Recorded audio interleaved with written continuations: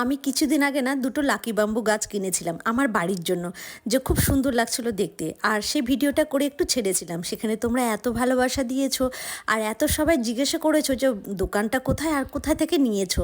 তো চলো আজকে তোমাদেরকে দোকানের অ্যাড্রেসটা দিয়ে দিচ্ছি। আর হ্যাঁ, একটা দিদিভাই তো নিয়েও গেছে দোকান থেকে অলরেডি। এই যে কাকু, আপনার দোকান থেকে আমি লাকি বাম্বুগুলো নিয়ে গেছিলাম। অনেকে জানতে চেয়েছে দোকানটা কোথায়, একটু আপনি অ্যাড্রেসটা বলে দিন আপনার দোকানে। দোকানটা বিশকারী মোড় থেকে হ্যাঁ সোজা বাঁধের উপর দিয়ে আসতে হবে। হ্যাঁ আর যেটা লোকনাথ মন্দির আছে তার পরের দোকানটাই। হ্যাঁ, আর এখানে সব রকমের এই যে সব পাওয়া যায়, অ্যাকোরিয়াম থেকে শুরু করে এই যে লাকি বাম্বুর গাছগুলো সেদিন আমি নিয়ে গেছিলাম। এই যে এগুলো বড় বড়গুলো দুটো,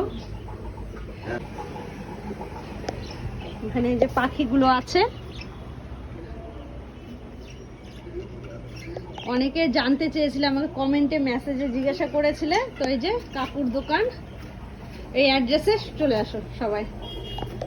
চলো, আমি যোগা থেকে কেবলই আসলাম, মানে যাওয়ার সময় দোকানটা বন্ধ ছিল। হ্যাঁ কাকু,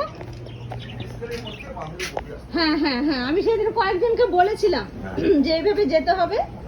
বাঁধের উপর দিয়ে আসে লোকনাথ মন্দির তার পরের দোকান। হ্যাঁ হ্যাঁ হ্যাঁ, ঠিক আছে। হ্যাঁ, আমি এখন এই যোগা থেকে আসলাম, যাওয়ার সময় দোকানটা বন্ধ ছিল। আর এখন রাত্রি মানে সন্ধ্যা লেগে গেছে, তো ওই জন্য রাত্রিবেলায় যে লোকনাথ বাবার মন্দিরটা, এই তো ব্রিজকালী মন্দিরের পাশে বাঁধের রাস্তাটা দিয়ে যে লোকনাথ বাবার মন্দিরটা আছে তার পরেরই দোকানটা।